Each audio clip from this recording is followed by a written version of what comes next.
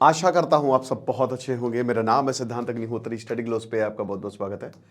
दोस्तों, China America को हरा देगा। हम सब यही सुनते हैं कि अमेरिका चीन को हरा देगा, लेकिन यहाँ पे कुछ उल्टा हो रहा है। चलिए हम बात करते हैं। काफ़ी आर्टिकल्स इस पर छपे हैं, लेकिन उससे पहले हम आगे बढ़े। अगर आपने प्रॉम्प्ट इंजीनियरिंग का कोर्स लिया है तो आपको ये प्रीमियम ई बुक लेने की कोई ज़रूरत नहीं है, ये फ्री है उसमें। तो हमने मात्र 100 रुपए की 1000 प्रॉम्प्ट्स के साथ एक प्रीमियम ई बुक निकाली है। डिस्क्रिप्शन कमेंट बॉक्स पे लिंक है। एक पीडीएफ है, पीडीएफ खोलेंगे उसमें एक पोस्टर आएगा इस तरीके का, इस पर आप क्लिक करेंगे, आपको वो जेमिनाई पे वो पूरी ई बुक मिलेगी। ठीक है, और उसकी पीडीएफ हम प्रिपेयर कर रहे हैं, आपको बहुत जल्द वो अवेलेबल कराने की कोशिश करेंगे। तो आइए, डिस्क्रिप्शन और कमेंट में लिंक है। तो देखो, अमेरिका का एक टॉप सीक्रेट डॉक्यूमेंट है, वो ये बताता है कि चाइना जो है वो अमेरिका को हरा देगा। कहां पे हरा देगा? ताइवान में हरा देगा। इसका नाम है ओवर मैच ब्रीफ। फाइटर प्लेन्स गिरा देगा अमेरिका के जो भी आएंगे, और उनकी मिलिट्री को भी हरा देगा ताइवान पे। और अमेरिका जो है वो ताइवान को खो देगा। जो कमिटमेंट अमेरिका ने करके रखा है ना, एक बार जो मैंने कमिटमेंट कर दी तो बेटा तुमको सुननी पड़ेगी चाइना की। वैसे तो चाइना की सच मिलिट्री को इतनी ताकतवर तो है नहीं, है ताकतवर ऑन पेपर है। हमने देखा HQ-9 डिफेंस सिस्टम, लेकिन आप उसको देखिए टेक्नोलॉजिकली अगर हम बात करते हैं तो चाइना काफ़ी एडवांस है। तो pentagon office of net assessment ने ये रिपोर्ट प्रिपेयर की और बोला है कि ये कंपैरिजन किया तो बताया कि जो चाइना के हथियार हैं, पहली बात तो वो सस्ते हैं लेकिन टेक्नोलॉजिकली एडवांस है। आप इसको ऐसे समझ सकते हो, आप जब झालर लेने जाते हो या बल्ब लेने जाते हो तो एक बल्ब आता है फिलिप्स का या जो अमेरिकन या इंडियन कंपनीज का 250-300 रुपए का। अब वो कहता है वो चलेगा आपका लंबा, लेकिन दूसरा बल्ब चाइनीज बल्ब 30-40 रुपए का आता है। कहते हैं इसकी कोई गारंटी नहीं है, लेकिन जलता तो वो भी है और ठीक ठाक जलता है। अब भाई अगर वो 1 महीने बाद भी फूक गया तो क्या करना? काम तो हमारा कर दिया ना। Same goes with Chinese weapons कि ये सस्ते हैं लेकिन अपना काम कर देंगे, और जब ये अपना काम कर देंगे तो फिर आप समझ लीजिए कि कितना ज्यादा नुकसान होगा। अभी चाइना बहुत तेजी से आगे बढ़ रहा है। चाइना एक चीज समझ गया जो भारत कभी नहीं समझ रहा है। इनके नेता, यहाँ के नेता जो है ना, ये पता नहीं किस चीज में बस फालतू की बहस में उलझे हुए हैं, लोकसभा राज्यसभा में, लेकिन मुद्दों पे बात नहीं हो रही है। चाइना ये समझ गया है कि जितना ज़्यादा हम साइंस पे इन्वेस्ट करेंगे उतना ही ज़्यादा हम आगे बढ़ेंगे। आपकी इकोनॉमी ही साइंस पे टिकी है, लेकिन हम अभी तक ये नहीं समझ रहे। तो अब क्या है कि चाइना ने ये बोला है, वार्निंग दी है कि जो भी फॉरेन अटेम्प्ट्स, देखिए चाइना ताइवान को लेकर, शी जिनपिंग ताइवान को लेकर काफ़ी ज़्यादा पॉजिटिव हो गए हैं। आपको याद होगा कि जो जापान के प्रधानमंत्री हैं उन्होंने एक स्टेटमेंट दिया। अब वो स्टेटमेंट 1 महीने पहले ताइवान को लेकर, और चाइना ने लिटरली मिसाइल लॉक कर दी जापान के ऊपर, और अभी भी हर दिन उनसे बिजनेस बंद है काफी हद तक। कोई मूवी रिलीज नहीं हो रही है जापान की चाइना में।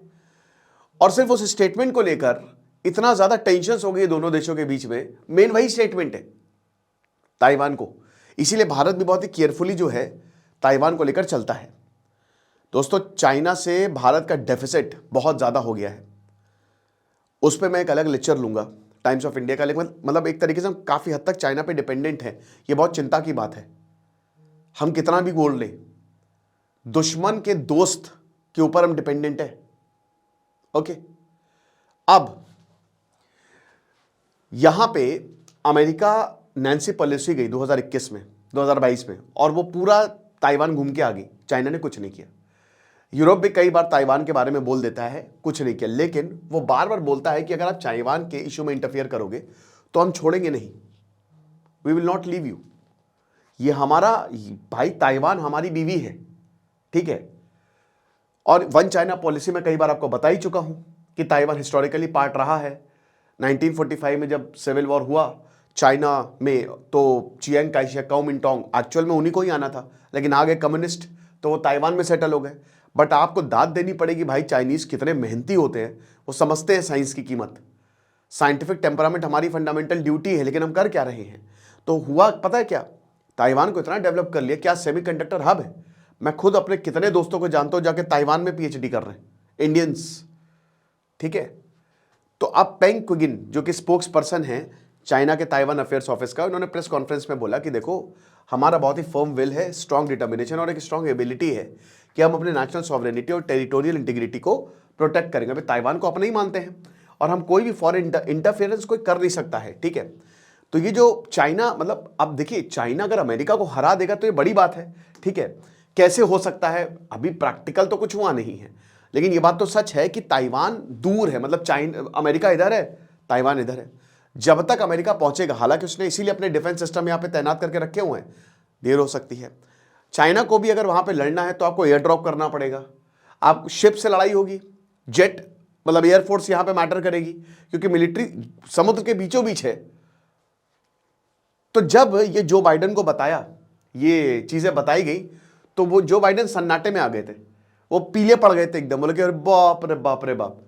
और उसके बाद उन्होंने काम करना शुरू किया, लेकिन बताता है कि देखो pentagon it is heavily dependent on heavy and vulnerable weapons, और राइवल जो है भाई, आप ये इतने महंगी महंगे वॉरशिप्स ये बना रहे हो, क्वालिटी है, लेकिन एक बॉम्ब खत्म कर देगा सब। तो चाइना जो है इसने ऐसे बहुत सारे वेपन्स जो है वो धीमे धीमे बना लिए हैं। तो इसीलिए इट इज नेसेसरी कि हम इन चीज़ों को भी एनालाइज करें, और जाहिर सी बात है कि अमेरिका हर एक पॉसिबिलिटी को एनालाइज करता ही है। ओके, तो ये चीज़ है। अब बता रहे हैं कि जो शिप्स जैसे फोर्ड है, दे आर ऑफन डिस्ट्रॉयड। ये वॉर गेम्स, अब सिमुलेशंस होते हैं, अलग अलग तरीके के सिमुलेशंस किए जाते हैं कि क्या पॉसिबिलिटी है, और एग्जैक्ट मतलब सारी क्या है कि अमेरिका में जितने भी हथियार है, अगर मान लीजिए ताइवान या हर किसी के साथ करता है, इनका एक प्रॉपर रूम हो, प्रॉपर लैब्स होती हैं, वहाँ पे सिमुलेशंस के थ्रू ये समझा जाता है वही जो वेपन एक्चुअल में चाइना के पास है और जो अमेरिका के पास है, उनको लड़वाया जाता है, और फिर देखा जाता है हर पॉसिबिलिटी, हर एंगल से कि आउटकम क्या है। तो आउटकम वही बता रहा है कि जो भी अमेरिका के जो नेवी थे, जो एयरक्राफ्ट कैरियर थे, उनको खत्म कर दिया चाइना ने, ठीक है। तो ये चीज़, फिर उसके बाद चाइना के हैकर है भाई, हैकर वो भी काफ़ी ज़्यादा एक्टिव हैं। चाइना के हैकर पाकिस्तान के साथ मिलकर भी काम करते हैं। इनफैक्ट भाई देखो, पाकिस्तान इन सब ये 2 नंबर के कामों में ना, पाकिस्तान बहुत ज़्यादा इंटरेस्टेड रहता है, ठीक है। अब देखो 2 कमिटमेंट है। पहला तो अमेरिका की जो वार्निंग है, ये Taiwan relation act of 1979 Ukraine की तरह नहीं है कि यूक्रेन को चूरन देके अमेरिका पीछे हट गया। अमेरिका को बचाने आना पड़ेगा ताइवान को सिक्योरिटी दी हुई है, सारे मिसाइल सिस्टम दिए हुए हैं, लेकिन अगर कुछ ऐसा होता है तो अमेरिका को ताइवान को बचाने आना पड़ेगा, क्योंकि ये उनके कानून में है। उन्हें एक पूरा लॉ बना दिया इसको लेकर कि कोई भी अगर ताइवान की पॉलिटिकल या इकोनॉमिक ऑटोनॉमी को थ्रेटन करेगा तो वो बहुत उसके प्रॉब्लम होगी। अच्छा, ऐसा क्यों है? अमेरिका क्या, देखिए अमेरिका का सिर्फ इंटरेस्ट है, ठीक है, अमेरिका का ना इंटरेस्ट है। क्यों IMF जो है वो लोन देता रहता है पाकिस्तान को? वो इसलिए क्योंकि अमेरिका का इंटरेस्ट है रिसोर्सेज में। आज यही ताइवान जो है वो अमेरिका की सारी ज़रूरतों को पूरा कर रहा है, बैटरीज दे रहा है, सेमीकंडक्टर्स दे रहा है, अमेरिका का गजब इन्वेस्टमेंट है यहाँ पे। आज अगर ताइवान इतना आगे है, इतना डेवलप्ड है, वो इसीलिए क्योंकि अमेरिका का हाथ है उसके ऊपर। तो अमेरिका अपने इन्वेस्टमेंट खोएगा नहीं, इसीलिए ही वो 1970s में ही, क्योंकि तब डेमोक्रेसी आ गई थी CIA की मदद से। तब तक तो चियांग काई शेक भैया 1970s तक तो बवाल मचा के रखे थे, लेकिन जैसे ही 1917 आता है, अमेरिका को पता चला कि यहाँ पे हम और इससे हम चाइना को भी चेक में रख सकते हैं, ठीक है। तो 2 काम हो जाएंगे कि यहाँ पे हम बहुत बड़ा टेक बेस बना सकते हैं और चाइना भी कंट्रोल में रहेगा विदाउट इंटरफेयरिंग। तो पैसे दिए खूब, और उसके बाद चाइना का जो कमिटमेंट है 1982, 3 साल बाद तुरंत चाइना ने ये बोल दिया कि भैया जो यूनिफिकेशन होगा ताइवान के साथ वो पीसफुल मीन्स के साथ होगा, ठीक है। अब वैसे तो बोलते हैं, और उस समय आपको बता दूं कि जैसे काफ़ी लंबे समय तक, जब से चाइना बना है, कम्युनिस्ट नेशन था, तो ये गए नहीं थे अमेरिका, चाइना गया नहीं था, लेकिन 1970s में गए, रिचर्ड निक्सन गया, ठीक है। और अमेरिका और चाइना के रिलेशन दोबारा अच्छे हुए, और 1979 तक चाइना काफ़ी कमज़ोर भी था इकोनॉमिकली। वो तो डेंग जियाओपिंग आए ना, उन्होंने चाइना की इकोनॉमी को कहाँ से कहाँ पहुँचा दिया। लेकिन भाई दिक्कत है, और चाइना ताइवान की टेंशन्स बढ़ती जा रही हैं। शी जिनपिंग का कार्यकाल खत्म हो रहा है, रशिया भी चाइना की आर्मी को ट्रेन कर रही है। मुझे लगता है शी जिनपिंग का कार्यकाल खत्म होने से पहले ताइवान पे कुछ बड़ा होगा। आपको क्या लगता है मुझे कमेंट बॉक्स में बताइएगा।